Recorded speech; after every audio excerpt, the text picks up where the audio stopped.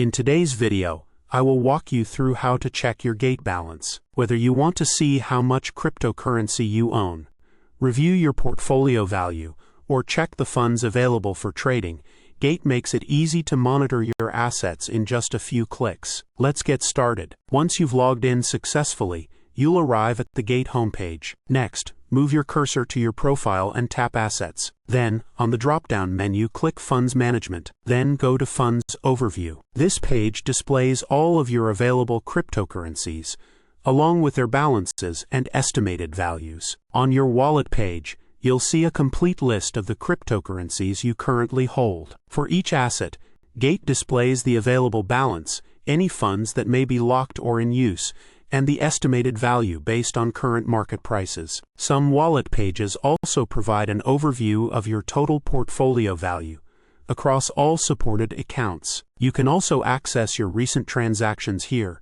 deposit and withdrawal options, or transfer funds between your Gate accounts. This makes it easy to manage your crypto portfolio all from one place. And that's how you check your balance on Gate.